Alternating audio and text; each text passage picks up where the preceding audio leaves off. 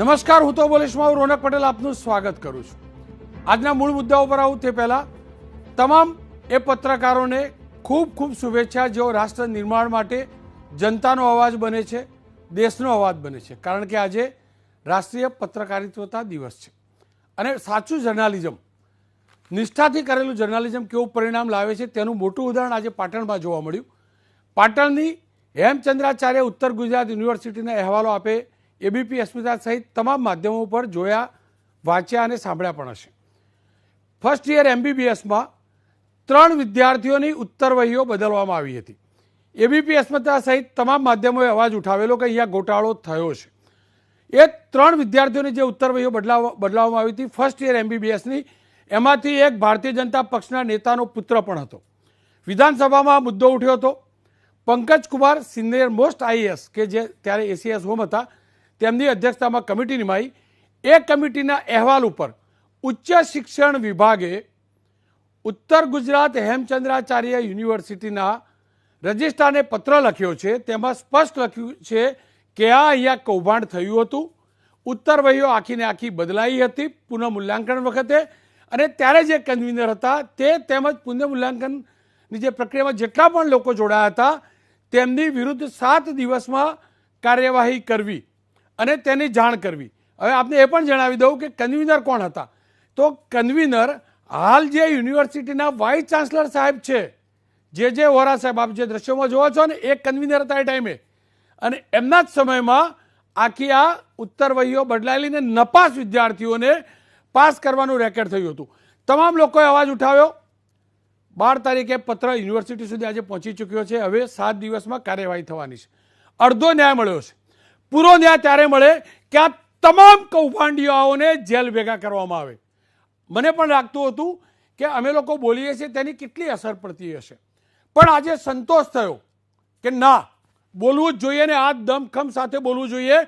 આ પ્રકારના કૌભાંડિયાઓને ખુલ્લા પાડવા જોઈએ અને ત્યાં સુધી લાગેલા રહેવું જોઈએ જ્યાં સુધી સરકાર ઉચિત કાર્યવાહી ન કરે. હજી પૂરી ઉચિત કાર્યવાહી નથી થઈ, પણ દોષી સાબિત થયા છે આ યુનિવર્સિટીના વાઇસ ચાન્સલર. ખેર, આ તો એક મુદ્દો હતો. આ પત્રકાર શું કરી શકે, પત્રકારોની એક કલેક્ટિવ એફર્ટ, સત્ય માટેની લડત શું કરી શકે તેનું આ મોટું ઉદાહરણ હતું. ખેર, મૂળ મુદ્દા ઉપર આવું. ગુજરાતના ખેડૂતની સમસ્યા, એના દર્દને વાચા આપવી જરૂરી છે. ખેડૂત કોરાણે મુકાયો છે. ખેડૂતે ભારે નુકસાન કર્યું છે, પણ 8 જિલ્લાના ખેડૂતો એવા છે જેમને ભારે નુકસાન બાદ પણ સરકારે હજી સુધી કોઈ પણ પ્રકારની સહાય નથી ચૂકવી, સહાય પેકેજ જાહેર નથી થયું. અને એટલે જ કહેવું પડ્યું આજે, અને એટલે આજનો મુદ્દો પણ એ છે, સરકાર સુધી અવાજ પહોંચાડવા માટેનો આ મુદ્દો છે. હવે તો સહાયનું પેકેજ જાહેર કરો સરકાર.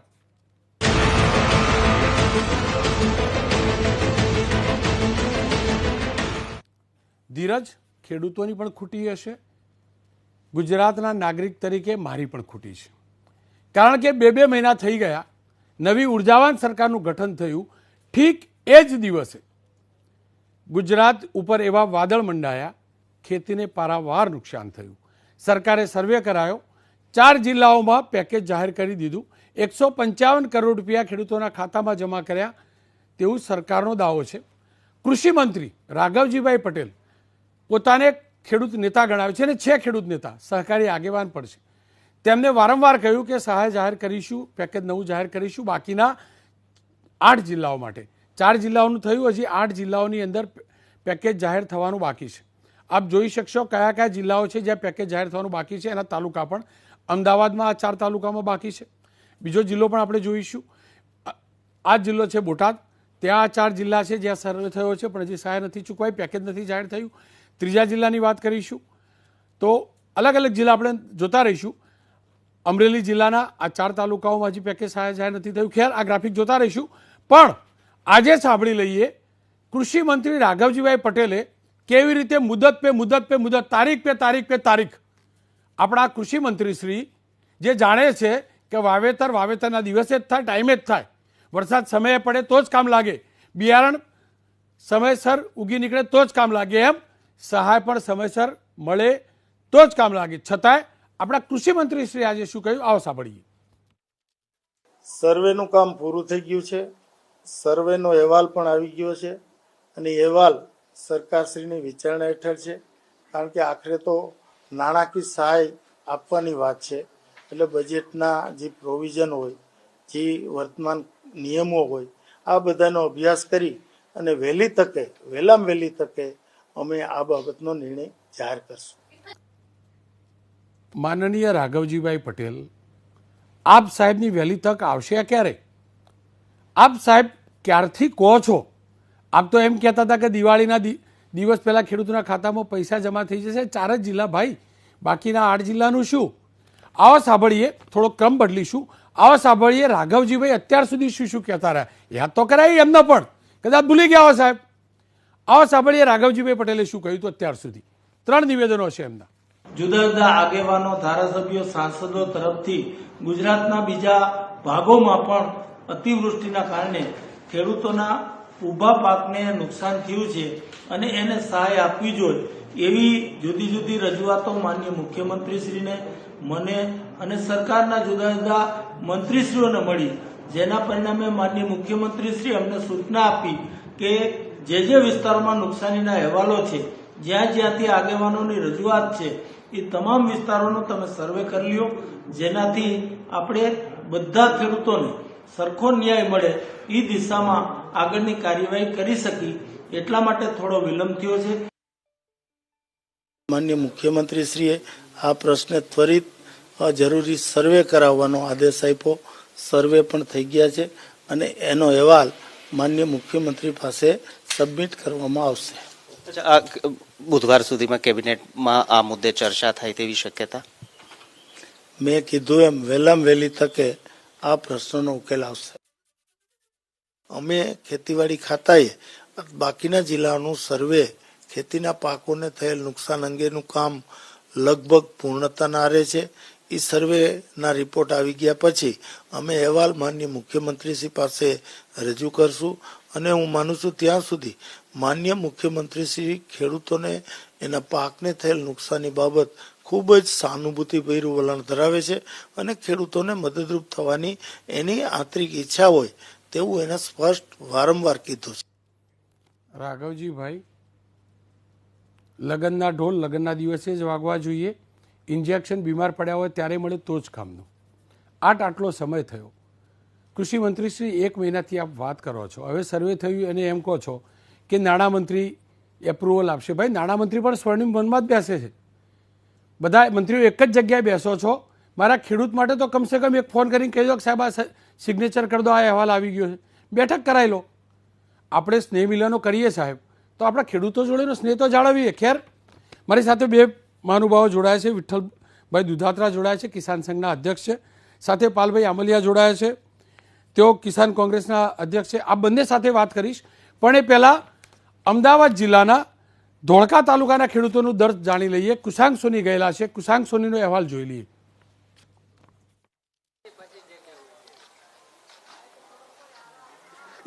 અમદાવાદ જિલ્લાના ધોળકા તાલુકાના ચલોડા ગામે હાલ મેં ઉપસ્થિત છીએ અને ધોળકા તાલુકાને પણ સરકારે અસરગ્રસ્ત જાહેર કર્યો હતો. કેટલાક ખેડૂતો આપણી સાથે છે, સીધી તેમની સાથે વાત કરવાનો પ્રયાસ કરીશું.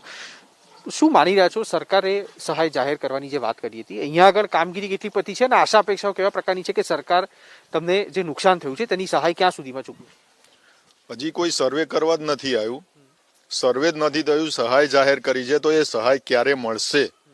અત્યારે તો તમે ખેતરમાં સર્વે કરવા આવશો તો એ તો કોઈ મુદ્દા માલ જ નથી. જે નુકસાન થયું હતું એ તો ખેડૂતોએ બધું સાફ કરી દીધા ખેતરો, તો હવે આની સહાય ક્યારે મળશે? એમ ખેડૂતોનું રજૂઆત એવી છે કે સહાય તમે જાહેર તો કરી, પણ એ સહાય મળશે ક્યારે? કૃષિ મંત્રીનું નિવેદન છે 8 જિલ્લામાં જે સર્વે છે તે પૂર્ણ થઈ ચૂક્યો છે. નાણાં મંત્રાલયની લીલી ઝંડીની રાહ જોવામાં આવી રહી છે. લાગી રહ્યું છે ખરું કે તમને જે સરકાર તરફથી જે જાહેરાત કરવામાં આવી હતી તેના ભાગરૂપે તમને નુકસાનીનું વળતર મળશે?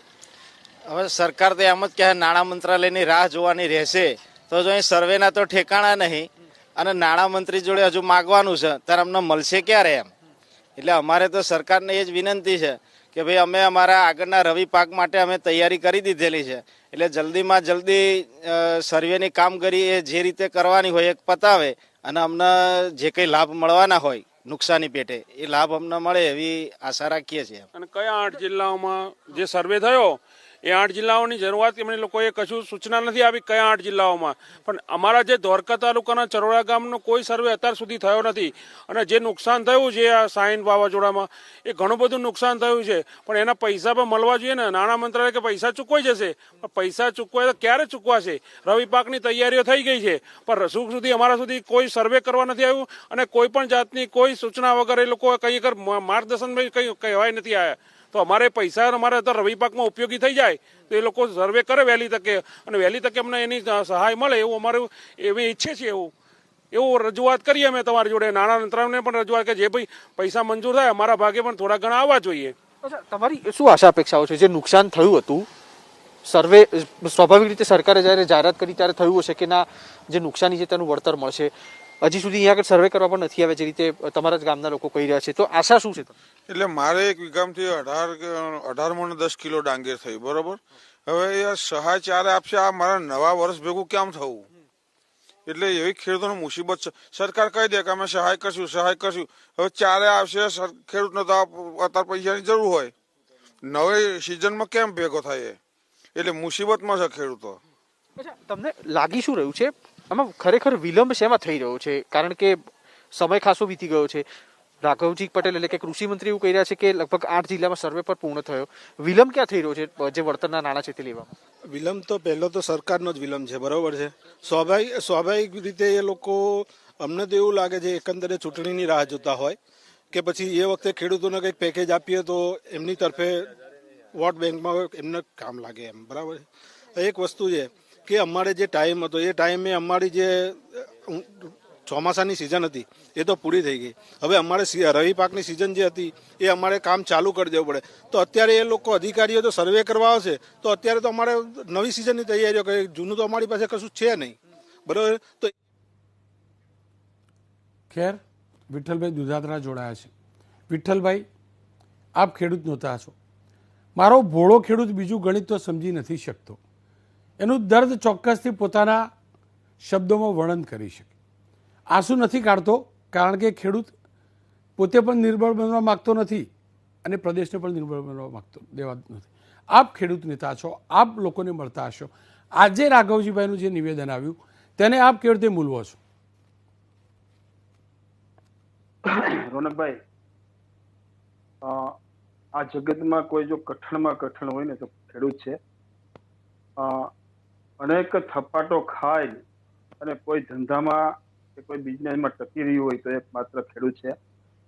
ખેડૂતોએ પેટે પાટા બાંધી અને ખેતીને ટકાવી રાખી છે. આ વર્ષની જ વાત કરું તો 3 પ્રકારની ગુજરાત ઉપર સંકટ આવ્યું છે.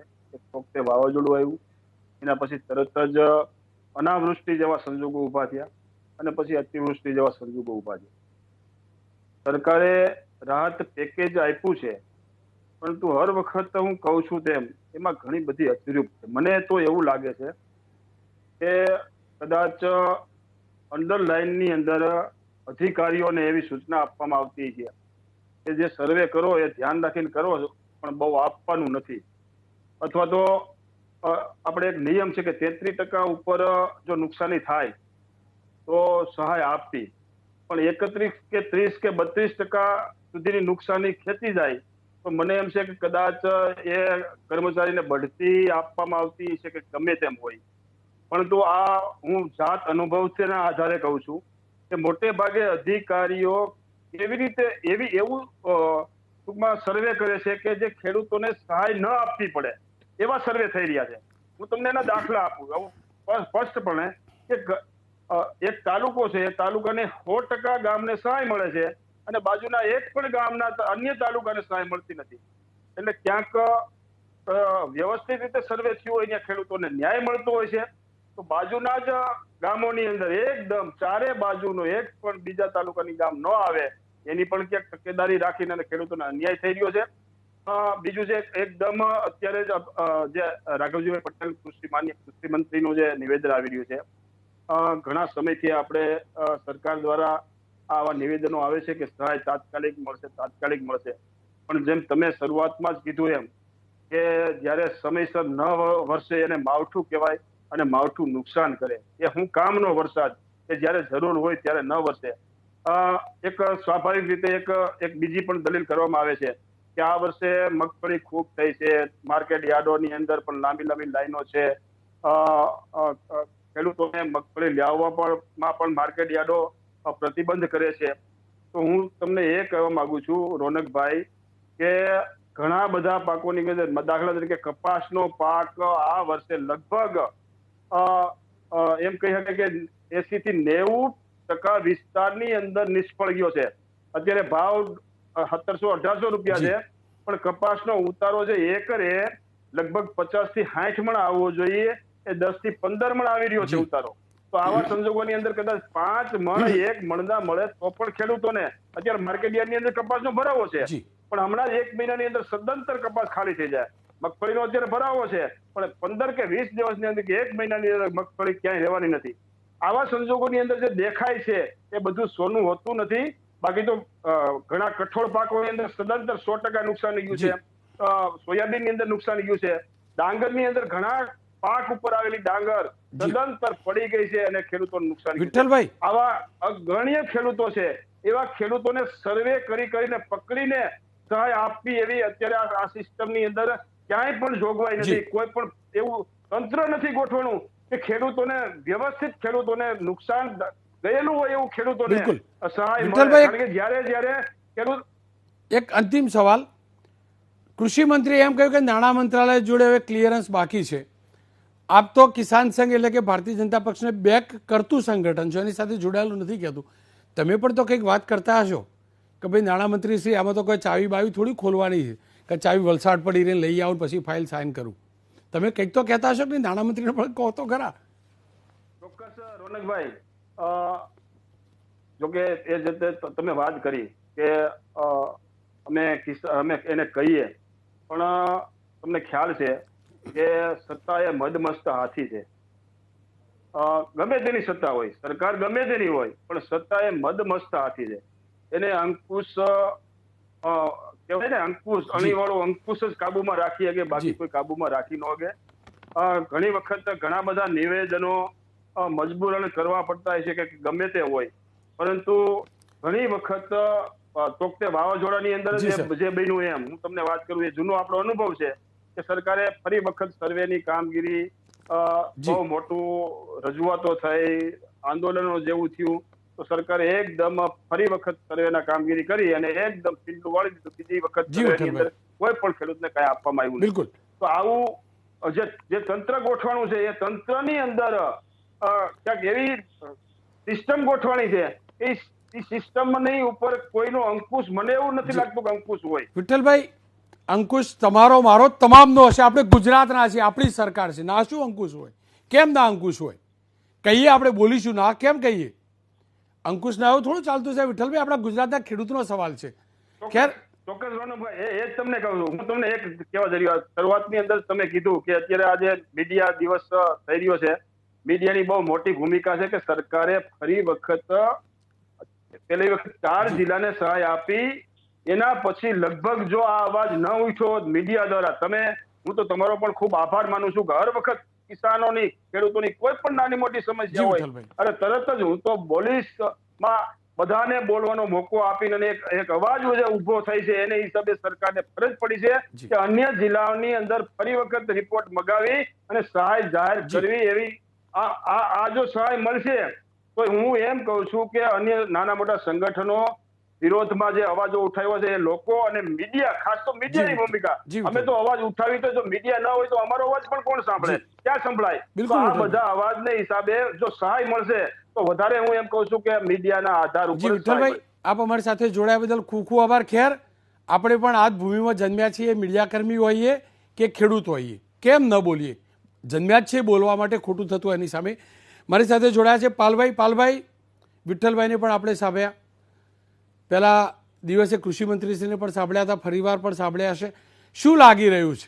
કેટલી આશા હવે પેકેજ જાહેર થવાની? રોનકભાઈ, પહેલા તો રાષ્ટ્રીય પત્રકારિતા દિવસના દિવસે આપને અને તમામ મીડિયા કર્મીઓને, પત્રકાર મિત્રોને ખૂબ ખૂબ અભિનંદન, શુભેચ્છાઓ.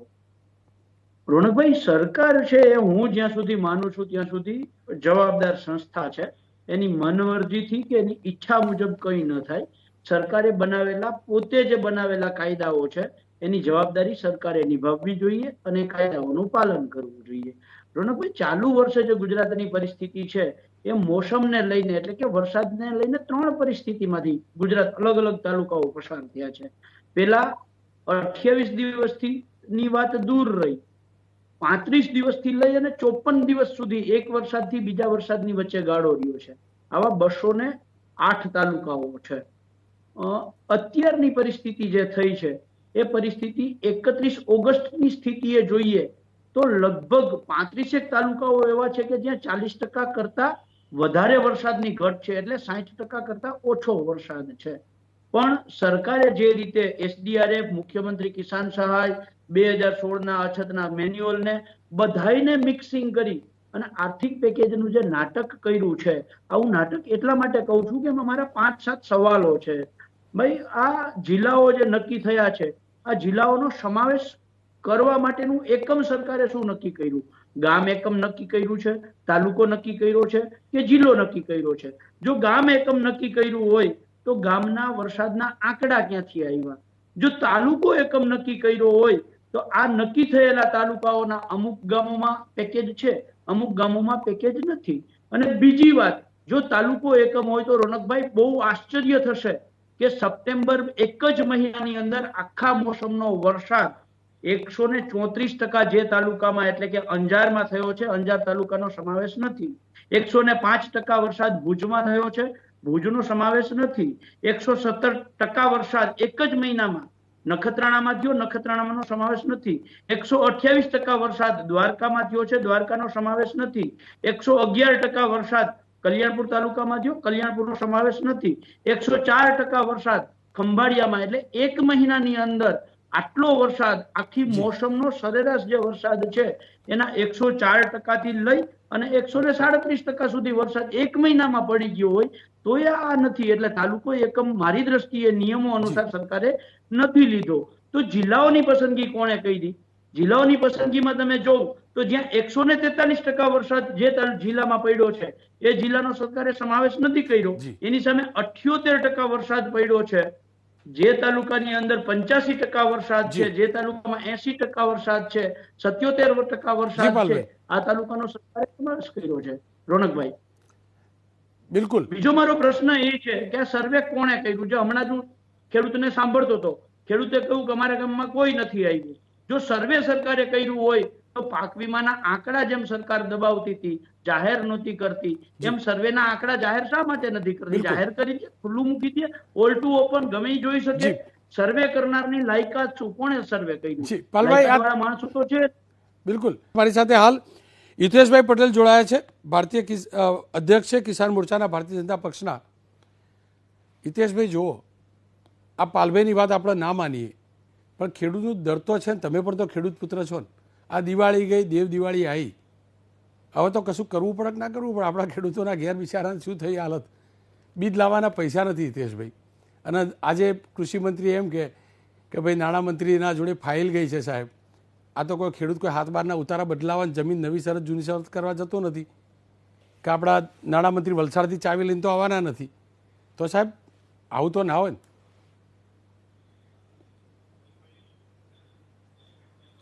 રોનકભાઈ, ક્લાઇમેટ ચેન્જની જો સૌથી મોટી અસર કોઈ ફિલ્ડ ઉપર, કોઈ ક્ષેત્ર ઉપર થઈ હોય તો એ ક્ષેત્ર છે એગ્રીકલ્ચર. ખેતીમાં ક્લાઇમેટ ચેન્જના કારણે વરસાદ કાં તો લેટ પડે છે, કાં તો વરસાદ પડે છે તો અતિવૃષ્ટિના રૂપમાં પડે છે, કાં તો વાવાઝોડા સાથે પડે છે. એટલે સૌથી વધારે ક્લાઇમેટ ચેન્જની કોઈ અસર થઈ હોય તો ખેતીના ક્ષેત્રમાં થઈ છે. એના કારણે આ વર્ષે ગુજરાતમાં 3 પરિસ્થિતિ આપણને જોવા મળી છે. વરસાદ તાવતે વાવાઝોડા સાથે આવ્યો, વરસાદ એના પહેલા આવ્યો, વરસાદ ચોમાસું શરૂ થયું એના પહેલા તાવતે વાવાઝોડા સાથે આવ્યો, પછી વરસાદ ખેંચાણો, પછી પાછોતરો વરસાદ થયો. એટલે 3 પ્રકારની સમસ્યાઓ ગુજરાતની ખેતી સામે ઊભી થઈ છે. સાથે સાથે આ જ પ્રકારની સમસ્યાઓ આપણા પાડોશી રાજ્ય એટલે મહારાષ્ટ્ર સામે પણ ઊભી થઈ છે. એની કમ્પેરિઝન આપણે કરીશું તો ગુજરાતની અંદર મુખ્યમંત્રી કિસાન સહાય યોજના, જેનો GR આપણને સૌને ખબર છે, કારણ કે વારંવાર આ ડિબેટમાં આપણે કરતા હોઈએ છીએ કે 28 દિવસની અંદર જો વરસાદ ના પડે તો વરસાદ ના નોંધાયો હોય, એ નોંધાવાનું એકમ પણ નક્કી છે કે મામલતદાર કચેરી અને કલેક્ટર કચેરીની અંદર વરસાદ નોંધાતો હોય છે, અને જો ત્યાં વરસાદ ના નોંધાય તો મુખ્યમંત્રી કિસાન સહાય અંતર્ગત આપણને એનો ફાયદો થતો હોય છે. બીજું કે જો વરસાદ વધુ પડે તો પણ આપણે મુખ્યમંત્રી કિસાન સહાય યોજના અંતર્ગત એ જીઆર અંતર્ગત આપણને ફાયદો થતો હોય છે. પરંતુ આ વખતે જે પાલભાઈએ વાત કરી છે એમાં 204 તાલુકામાં એક પણ એ પ્રકારનો મુખ્યમંત્રી કિસાન સહાય અંતર્ગત જે જીઆરમાં જે નોર્મ્સ છે એ અંતર્ગત કોઈ તાલુકા નોંધાયા નથી. સેકન્ડ, હવે તાવતે વાવાઝોડામાં હું મારી ખાલી વાત મૂકી દઉં રોનકભાઈ. તાવતે વાવાઝોડામાં વાવાઝોડા સાથે વરસાદ પડ્યો તો એ જે ઇફેક્ટિવ જિલ્લા હતા એ અંતર્ગત રાજ્ય સરકાર અને કેન્દ્ર સરકારે ભેગા થઈને 1500 કરોડથી પણ વધારે રકમ ખેડૂતોને અને સરકારી ઇન્ફ્રાસ્ટ્રક્ચરને ઊભું કરવા માટે સરકારે ખૂબ ત્વરિતથી સર્વે કરી અને એ સર્વે કર્યા બાદ ખેડૂતોને લાભ પહોંચાડ્યો છે. બીજું કે અતિવૃષ્ટિ થઈ જે 4 જિલ્લાઓની અંદર, એમાં 622 ગામડાઓની અંદર સરકારે 500 કરોડનું પેકેજ ડિક્લેર કરી ખૂબ ઝડપથી સર્વે કર્યા. જે જિલ્લાઓ જે ગામડાઓની અંદર સર્વે રિપોર્ટ આવ્યા છે, જ્યાં જમીન ધોવાણ થયું છે, જ્યાં પશુઓની મૃત્યુ થયા છે, માણસોના મૃત્યુ થયા છે અને પાકને નુકસાન થયું છે, ત્યાં 500 કરોડનું પેકેજ ડિક્લેર કરી અને મેક્સિમમ ખેડૂતો સુધી પહોંચાડવા માટેનો સરકારે પ્રયત્ન કર્યો છે. હવે બીજો વિષય રહ્યો જે આજે જે ડિબેટની ચર્ચા છે એમાં 8 જિલ્લાઓની અંદર જ્યાં પાછતરો વરસાદ પડ્યો છે કાં તો આગળ વરસાદ લેટ પડ્યો છે, એના કારણે જે ખેતીને નુકસાન થયું છે એનો આખો સર્વે રિપોર્ટ કલેક્ટરના વહીવટી તંત્રના માધ્યમથી એક સર્વે રિપોર્ટ તૈયાર કરવામાં આવ્યો છે. હવે રોનકભાઈ, હું સ્પષ્ટતા એ કરવા માંગુ છું કે આ જે સર્વે થયો છે એ મુખ્યમંત્રી કિસાન સહાય યોજના અંતર્ગત નથી. એટલે તમે આ સર્વેને મુખ્યમંત્રી કિસાન સહાય યોજના અંતર્ગત જોડી નહીં શકો. આ સર્વે એક વિશેષ પેકેજના માધ્યમથી સરકાર આપવાનું વિચારી રહી છે. એટલે આ પેકેજ મુખ્યમંત્રી કિસાન સહાય યોજના કરતા એક અલગ પેકેજ હશે. એટલે આ સર્વે રિપોર્ટને આપણે નાણાં મંત્રાલયમાં મોકલવું પડશે, એમાં બજેટમાંથી અલગ પ્રાવધાન કરવું પડશે અને પ્રાવધાન કર્યા પછી આપણે આ પેકેજને ડિક્લેર કરી શકીશું. એટલે સર્વેનું કામ પૂરું થયું છે. હવે જે નાણાં મંત્રાલયમાં જે પ્રક્રિયા છે એ અંતર્ગત પહોંચ્યું છે. મને ચોક્કસ વિશ્વાસ છે કે રાજ્ય સરકાર હંમેશા ખેડૂત તરફી રહી છે અને આ વખતે પણ 8 જિલ્લાઓમાં જે ગામડાઓમાં સર્વે રિપોર્ટ આવ્યા છે એ રિપોર્ટ અંતર્ગત સરકાર કંઈક પેકેજ ડિક્લેર કરશે. હિતેશભાઈ, અમારી સાથે જોડાયા બદલ ખૂબ ખૂબ આભાર. ખેડૂતોને જે નુકસાન થયું તેનું પેકેજ ક્યારે જાહેર થશે ચર્ચા કરતા હતા આપણે. આપણી સાથે રાઘવજીભાઈ પટેલ જોડાયા છે, કૃષિ મંત્રી છે. રાઘવજીભાઈ, આપની સાથે આવીશ, પણ એ પહેલા આપના જ જૂના સાથીદાર વીરજીભાઈ ઠુમરને સાંભળી લઈએ, કારણ કે હું ખેતીને એટલું નજીકથી નથી જાણતો. આપ જેટલું જાણો છો અને આપની જેમ જ વીરજીભાઈ જેટલું જાણે છે, એટલે લાગ્યું કે વીરજીભાઈ સાથે પહેલા વાત કરી લઉં. એકવાર સાંભળી લઈએ વીરજીભાઈએ શું કહ્યું. વીરજીભાઈ નમસ્કાર, આપનું સ્વાગત છે. જો આજે કૃષિ મંત્રીનું નિવેદન આવ્યું કે સર્વે થઈ ચૂક્યો છે, ખેડૂતોને નુકસાની માટેનું જે રાહત પેકેજ છે એ હવે જાહેર થશે નાણાં મંત્રાલયની એપ્રુવલ બાદ, કારણ કે બજેટનો સવાલ છે. આપના વિસ્તાર અને સૌરાષ્ટ્રના ખેડૂતો શું માની રહ્યા છે, કેટલી આશા અપેક્ષા છે, ક્યાં સુધીમાં પેકેજ મળશે એવી ખેડૂતોને આપને આશા છે? ભારતીય જનતા પાર્ટીની સરકાર હંમેશા ખેડૂત વિરોધી નીતિ અપનાવી રહી છે. રાઘવજીભાઈ મારા જૂના મિત્ર છે, કોંગ્રેસમાં હતા ત્યારે જે ભાષણો કરતા હતા તે પૈકીનું 10% જો પણ કામ થાય તો ખેડૂતોને ભારે મોટી સહાય કરી શકે તેમ છે. તેઓએ કરેલું, કૃષિ મંત્રીશ્રીએ કરેલું એક નિવેદન મારે કેવું છે. સૌરાષ્ટ્રના 4 જિલ્લાઓમાં ખેડૂતોના ખાતામાં 155 કરોડ રૂપિયાનું અતિવૃષ્ટિનું રાહત પેકેજ સીધું જમા થયું છે એવું રાઘવજી પટેલનું નિવેદન હતું. પરંતુ દાવા સંપૂર્ણ પોકળ છે. હજુ નાણાં ખાતામાં ફાઇલ છે ત્યારે મંત્રીશ્રી આવું નિવેદન આપીને ખેડૂતોને બહેકાવી રહી છે. અમરેલી જિલ્લો અતિવૃષ્ટિમાં આ વખતે ખેડૂતો પાયમાલ બન્યા છે. ખેડૂતોને ખાતર મળતું નથી, ખાતરના ભાવ વધ્યા નથી તેવી જૂઠી વાતો ફેલાવી રહ્યા છે. કેન્દ્રના મંત્રી જૂઠી વાત ફેલાવી રહ્યા છે. આજે ખાતરનો કુકાવ તાલુકાનો મોટો વિતરક જો સહકારી સંસ્થા મારફત તો હું છું. અમારા તાલુકા ખરીદ વેચાણ સંઘમાં અમારી મંડળીઓમાં ડીએપી ખાતર છેલ્લા 1.5 મહિનાથી નથી. શિયાળો પાક આવી ગયો છે, ખેડૂતોને રાહત પેકેજ નથી આપ્યું, તેના કારણે ખેડૂતો પાસે પૈસા આર્થિક મુશ્કેલી છે. કપાસના ઉત્પાદન આવ્યા છે, અત્યારે મજૂરો અને આ નવું વર્ષ હોવાના કારણે મજૂરોની પણ શોર્ટેજ હોવાના કારણે કપાસ ઉતારી અને માર્કેટમાં પહોંચી શકતા નથી. ખેડૂતોને કપાસના ભાવ સારા મળે છે. એ બાબતમાં હું જરૂર કહીશ ખેડૂતના એક કાર્યકર્તા તરીકે, ખેડૂતના એક આગેવાન તરીકે. પરંતુ આ વખતે ઉત્પાદન ઓછું આપ્યું છે. ખેડૂતોનો કપાસ પલળી ગયો છે, ખેડૂતોનો કપાસ લાળીઓ બની ગયો છે, મગફળી સંપૂર્ણ ધોવાઈ ગઈ છે, મગફળી જમીનમાંથી કાઢી શક્યા નથી, કારણ કે મગફળી ઉપાડવા ગયા ત્યારે એના પોપટાના જે સુયા હતા બધા સરી ગયા. પ્રધાનને પણ મારે કહેવું છે કે નવું પ્રધાનમંત્રી તરીકે કામગીરી કરવા માટેની તમને તક મળી છે, ત્યારે ખેડૂતોને દુષ્કાળમાં ભયંકર મુશ્કેલીઓ પડી છે, અતિવૃષ્ટિમાં ભયંકર મુશ્કેલીઓ પડી છે. હું લાઠી વિસ્તારનો ધારાસભ્ય છું. દામનગરમાં વરસાદ ઓછો હતો, લાઠીમાં પુષ્કળ વરસાદ હતો. લાઠીમાં ખેડૂતોની ડુંગળી પૂરી થઈ ગઈ છે, લાઠીમાં ખેડૂતોના સોયાબીન પૂરા થઈ ગયા છે, લાઠીમાં ખેડૂતોની મગફળી પૂરી થઈ ગઈ છે, પાથરા તણાઈ ગયા છે, અને છતાં પણ અતિવૃષ્ટિના નામે હજી સર્વે વાતે તેનો સર્વે. તમારે ખેડૂતને મદદ કરવી હોય તો તમારા ગ્રામસેવકો છે, ગ્રામસેવકોની ઘણી પોસ્ટ ખાલી છે, તમારી પાસે તંત્ર છે. તમે ડ્રોન ફેરવતા હતા, અત્યારે ડ્રોન ફેરવીને પણ તપાસ કરી લો તલની શું પરિસ્થિતિ છે. તલનું કાંઈ પણ ઉત્પાદન નથી, એવું તમામ તલ ખલાસ થઈ ગયા છે. એવા સંજોગોમાં કોઈ પણ સર્વે કર્યા વગર મારી સરકારને વિનંતી છે, ધારાસભ્ય તરીકે વિનંતી છે કે અમારા વિસ્તારમાં અમરેલીમાં તોકતે વાવાઝોડા પછી ખેડૂતો પરેશાન થયા છે, એમને તાત્કાલિક સહાય ચૂકવવામાં આવે. અને શિયાળુ પાકમાં કુદરતની દયાથી આ વખતે વરસાદમાં પાણી સારા છે, તમામ નાના મોટા ડેમ તળાવડા ભર્યા છે, ખેડૂતોને લાઇટ પણ દિવસે આપવામાં આવે. રાત્રે સિંહોનો ત્રાસ છે, એના કારણે મજૂરો આવતા નથી, ત્યારે દિવસે લાઇટ આપવામાં આવે અને ખેડૂતોને ખાતરનું પણ પૂરેપૂરું વિતરણ કરવામાં આવે અને જૂના ભાવ વિતરણ કરવામાં આવે તેવી માગણી કરું છું. અને તોકતે વાવાઝોડા પછી અતિવૃષ્ટિના કારણે અમારા ખેતીને જે નુકસાન થયું છે તે તમામને કોઈ પણ જાતનો સર્વે કર્યા વગર જે ખેડૂતો પોતે લખાવે છે એ લખેલી બાબતોને સાચી ગણીને ખેડૂતને તાત્કાલિક સહાયનું કોઈ ધોરણ આપવામાં આવે. વીરજીભાઈ, બે વાતો છે. એક તો તેમને એમ કહ્યું કે ખાતરની કોઈ અછત નહીં સર્જાય, ક્યાંય પણ બ્લેક માર્કેટિંગ નહીં થાય, તેનું ધ્યાન રાખીશું. બીજી વાત આપે છે સર્વેની, કે એમને એમ કહ્યું સર્વે પતી ચૂક્યો છે, હવે નાણામંત્રી પાસે ફાઇલ છે. આપ લાંબા સમયથી ધારાસભ્ય છો, આખી પ્રક્રિયાને જાણો છો. ખરેખર પ્રક્રિયા શું હોય છે? મને થોડાક સમય પછી રાઘવજીભાઈ લાઈવમાં મળશે એટલે ચોક્કસથી પૂછીશ, પણ કેમ કે આપ લાંબો એડમિનિસ્ટ્રેશનનો અનુભવ પણ ધરાવો છો, ખરેખર પ્રક્રિયા શું હોય છે? પ્રક્રિયા કોઈ પણ જયારે આવી કોઈ મુશ્કેલી આવે લોકો ઉપર, ત્યારે પ્રક્રિયામાં બધા જ બાબતો પૂરી કરીને નાણામંત્રી પાસે ફાઇલ હોય તો તાત્કાલિક એ જ દિવસે એને સહી કરી દેવી જોઈએ. વાવાઝોડું આવ્યું, ધરતીકંપ કચ્છમાં આવ્યો, કેશુભાઈ પટેલ તે વખતે મુખ્યમંત્રી, તે ભારતીય જનતા પાર્ટીના, હું કોંગ્રેસનું તે વખતે ધારાસભ્ય રહી ચૂક્યો હતો અને કેશુભાઈ સાથે પણ મેં કામગીરી કરી હતી. તાત્કાલિક અસરથી તમામ પ્રધાનમંડળને અને તમામ અધિક મુખ્ય સચિવને કચ્છમાં મોકલી આપ્યા.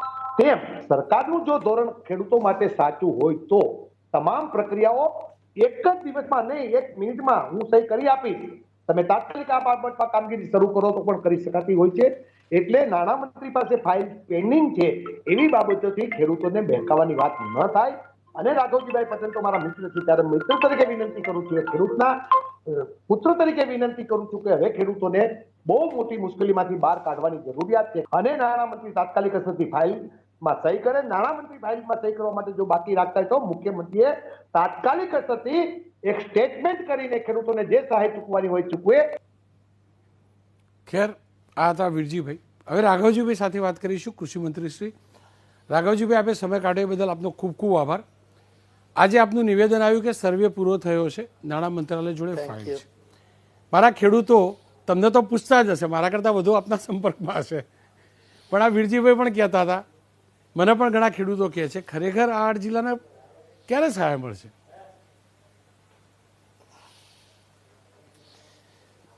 રોનકભાઈ, પહેલી વાત તો એ છે કે કૃષિ રાહત પેકેજ 1 4 જિલ્લાના 23 તાલુકાને લગભગ 682 જેટલા ગામડાના ખેડૂતોને લાગુ પડતું હતું અને એના માટેની રાહતના પૈસાની ચૂકવણીની શરૂઆત થઈ ગઈ છે.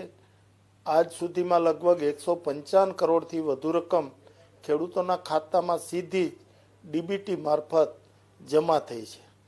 વાત રહી ત્યાર પછીના અતિવૃષ્ટિના કારણે ખેડૂતોના ઊભા પાકને સતત વરસાદના કારણે જે નુકસાન થયું છે અને એ વખતે જુદા જુદા આગેવાનો, ધારાસભ્યો, સાંસદો અને ખેડૂત આગેવાનોની રજૂઆત હતી કે સતત વરસાદના કારણે ખેડૂતોના પાકને નુકસાન થયું છે, ઉત્પાદન ઘટશે અને ખેડૂતને તમારે મદદ સરકારે કરવી જોઈએ. આ વાત હતી. એ વાતને ધ્યાને લઈ માનનીય મુખ્યમંત્રી શ્રી આદેશ કર્યો કે ખેતીવાડી ખાતાના અધિકારીઓ મારફત જ્યાં જ્યાં રજૂઆતો આવી છે ત્યાં તપાસ કરાવો, સર્વે કરાવી અને એનો અહેવાલ સરકારશ્રીમાં રજૂ કરો. એટલે અમારા ખેતીવાડી ખાતાએ ત્યાર પછી 10 જેટલા જિલ્લાઓમાં આવા ખેતીવાડીને થયેલા, ઊભા પાકને થયેલા નુકસાન અંગે સર્વે કરાવ્યું છે. સર્વેનો અહેવાલ પણ સરકારમાં આવી ગયો છે, અહેવાલ વિચારણામાં છે. હું એમ નથી કહેતો કે નાણાં મંત્રાલય પાસે પેન્ડિંગ છે. મારી વાત સ્પષ્ટ છે કે સર્વેનો અહેવાલ સરકારની વિચારણા હેઠળ છે. કેટલી સહાય આપવી, કઈ રીતે સહાય આપવી, આ બધી પરિસ્થિતિ, કારણ કે આખરે તો નાણાકીય બાબત છે અને આ બધી સરકારની વિચારણા હેઠળ છે. એટલે આ વિચારણાની પ્રક્રિયા પૂરી થયા પછી સહાય અંગેના નિર્ણયો પૂરા થશે. રાઘવજીભાઈ, જુઓ, તમે તો ભણેલા પણ છો ને ગણેલા પણ છો. તમારે કેલ્ક્યુલેટરની કે કોમ્પ્યુટરની જરૂર નથી. આંગળીના ટેડવે તમે નુકસાનને સમજી શકો. અમારા લોકો તો ન સમજ્યો, તમે સમજી શકો. તો પછી કેટલું વિચારણા રાઘવજીભાઈ, મને સમજાવો. આપ મને યાદ છે, આપ પહેલા દિવસે ગયેલા જામનગરને કહેલું કે વહેલામાં વહેલી તકે સહાય મળવી જોઈએ. આપ જાણો છો લગ્નની સિઝન આવશે, આ વાવેતરની સિઝન છે, તો ખેડૂતને, આ 8 જિલ્લાના ખેડૂતને પૈસા ક્યારે મળશે? હું જાણું છું કે રવિ પાકના વાવેતરની શરૂઆત છે. બીજી બાજુ ગામડાઓમાં ખેડૂતોના દીકરા દીકરીઓના લગ્નોની પણ સિઝન છે. આવા સંજોગોમાં ખેડૂતોને પૈસાની જરૂરિયાત પડે એ હું સમજી શકું, પણ સરકારના વહીવટમાં દરેક કાર્યો ચોક્કસ પ્રક્રિયા હેઠળ પસાર થઈને થતા હોય છે. ત્યારે આ વહીવટી પ્રક્રિયા ચાલુ છે. માનનીય મુખ્યમંત્રી શ્રી પણ ઈચ્છે છે કે જેમ બને એમ ખેડૂતોને ઝડપી મદદ મળી રહે અને આ બાબત સરકારની વિચારણા હેઠળ છે. શક્ય એટલા ઝડપથી ખેડૂતોને સહાયની રકમ મળી રહે એ માટે અમારા પ્રયત્નો હશે. જો વીરજીભાઈ, તમે સાંભળ્યા હશે, તમારા જૂના મિત્ર, જૂના સાથીદાર ટોંટ મારી ગયા, ટોણો મારી ગયા ને રાઘવજીભાઈ, કે ભાજપમાં ગયા એટલે સૂર બદલાઈ ગયા. પેલા સીધા ખેડૂતોને હકની વાત કરતા હતા. મારો સૂર બદલાણો જ નથી. હું ભારતીય જનતા પાર્ટીનો એક જવાબદાર આગેવાન છું. ભારતીય જનતા પાર્ટીની સરકાર ખેડૂત ખેતી અને ગામડાના ઉત્કર્ષ માટે સતત કાર્યરત છે. આપણા માનનીય વડાપ્રધાનશ્રીએ એ વાત કરી કે આપણે ખેડૂતોની આવક ડબલ કરવી છે. અત્યાર સુધીના દેશના રાજકીય ઇતિહાસમાં કોઈ વડાપ્રધાને ખેડૂતના આવક વિશે વાત નથી કરી. જે દેશના વડાપ્રધાનના મનમાં ખેડૂતોની આવક ડબલ કરવાની વાત હોય, એના જ પક્ષની રાજ્ય સરકારનો ખેતીવાડી ખાતાનો મંત્રી છું, ત્યારે મારે સ્પષ્ટપણે કહેવું છે કે અમે, અમારી સરકાર, અમારા મુખ્યમંત્રી ખેડૂતોને તમામ પ્રકારની મદદ કરવા માટે તૈયાર છે. સવાલ સમયનો છે, સવાલ વહીવટી પ્રક્રિયાનો છે. વહીવટી પ્રક્રિયા પૂરી થયે અમે ખેડૂતોને સહાયની ચૂકવણી કરશું. રાઘવજીભાઈ, આપનું નિવેદન આવ્યું કે ખાતરની કોઈ તકલીફ નથી, પણ વીરજીભાઈ કહી રહ્યા હતા, અને વીરજીભાઈ તો આપની જેમ જ સહકારી નેતા પણ છે, ગુજકો માસોલ, ક્રિપકો, ઇફકો બધાને જાણે પણ છે. તે કહી રહ્યા હતા કે અછત છે. હકીકત છે શું? જુઓ, અમારી પાસે છૂટક રજૂઆતો આવતી હતી. અમે કેન્દ્રના રસાયણ ખાતાના મંત્રી મનસુખભાઈ માંડવિયાને રજૂઆત કરી. અમારા ખેતીવાડી ખાતાએ જે પ્રમાણે ખેડૂતોની રવિ પાકની જરૂરિયાત મુજબનું ખાતરની ડિમાન્ડ કેન્દ્ર પાસે કરી હતી, એ પૈકીની મોટાભાગની જરૂરિયાત કેન્દ્ર સરકારે પૂરી કરી છે.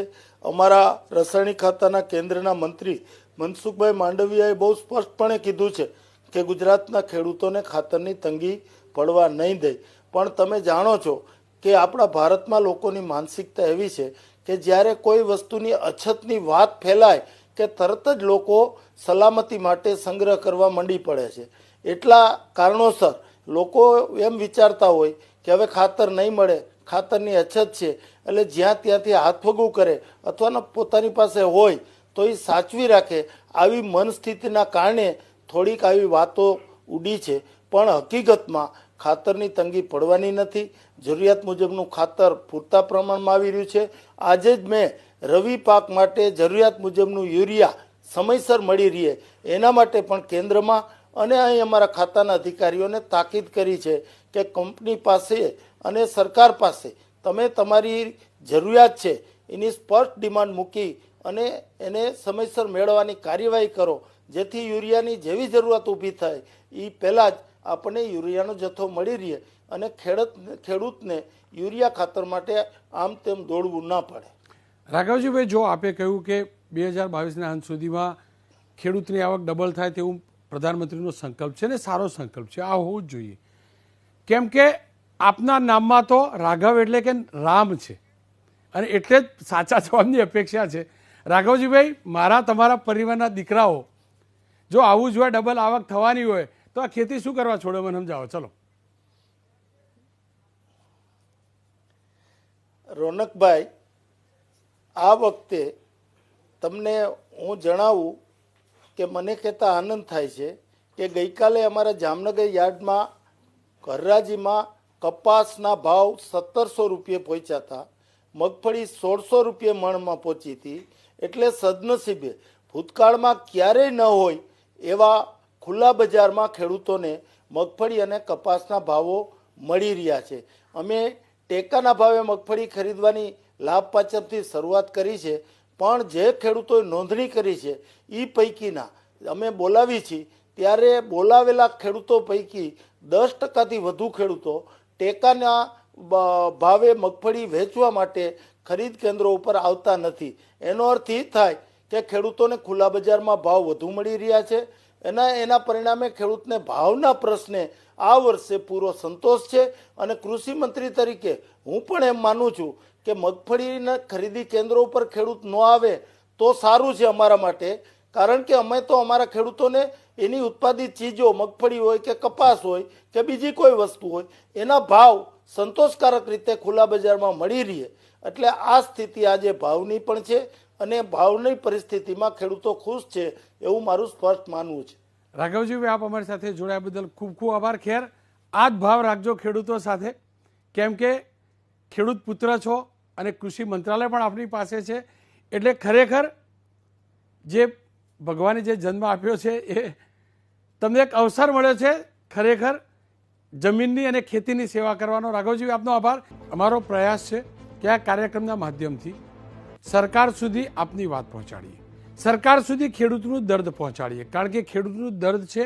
સહાય 8 જિલ્લાઓમાં હજી સુધી જાહેર નથી થઈ, એ હકીકત છે અને જરૂરી છે સરકાર સુધી વારંવાર આ વાતને કહેતા રહેવું, વારંવાર સરકાર જ નહીં શાસક પક્ષ સુધી પહોંચાડતા રહેવું, શાસક પક્ષ અને સરકાર સુધી ખેડૂતોનું દર્દ પહોંચાડતા રહેવું, કારણ કે અધિકારીઓ સાચી વાત કદાચ નથી પહોંચાડતા. અને એટલે જ આ કાર્યક્રમનું આયોજન કર્યું. અને આ જ દરમિયાન આજે વિડીયો પણ આવ્યા. આપ જુઓ કેવું તંત્રમાં ચાલી રહ્યું છે, કેવું પ્રશાસનમાં ચાલી રહ્યું છે. એક તરફ ખેડૂત પાણીની માગ કરે છે તો બીજી તરફ બનાસકાંઠાના આ દ્રશ્યો એક ખેડૂતે મોકલ્યા, ત્યારબાદ એબીપી અસ્મિતા સંવાદદાતાએ મોકલ્યા. કેનાલ તૂટી, આ ભ્રષ્ટાચારનું ગાબડું છે.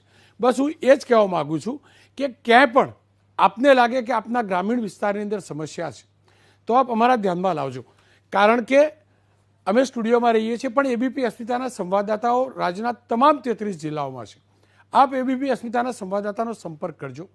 ખેડૂતનું હિત, ગામનું હિત એ સ્વાભાવિક રીતે જ તમામ માટે સર્વોપરી હોવું જોઈએ, કારણ કે ખેડૂત જગતનો તાત છે, એટલે કે જગતનો બાપ છે. અને બાપનો અવાજ જો એક દીકરો ના સાંભળે અને દીકરો જો સરકાર સુધી ન પહોંચાડે તો એ દીકરાનું જીવન નિર્થક ગણાય, આ કાર્યક્રમ નિર્થક ગણાય. એટલે જ કહું છું, ગ્રામીણ વિસ્તારની કોઈ પણ સમસ્યા હોય આપ આપના જિલ્લાના એબીપી અસ્મિતાના સંવાદદાતાને પહોંચાડજો, બે ધડક બોલજો. એ અમે સરકાર સુધી પહોંચાડવાનો પ્રયાસ કરીશું. આ કાર્યક્રમ કે ઓર્ગેનાઇઝેશન કે હું કોઈ ઓથોરિટી નથી, પણ અમે જાણીએ છીએ કે જો સકારાત્મક રીતે સરકાર સુધી અહેવાલ પહોંચાડવામાં આવે તો તેની અસર થાય છે. અને આજે એ અસર પાટણની હેમચંદ્રાચાર્ય યુનિવર્સિટીમાં જોવા મળી છે. અને એટલે જ કહું છું, જ્યાં પણ અન્યાય થતો હોય બિલકુલ બોલજો.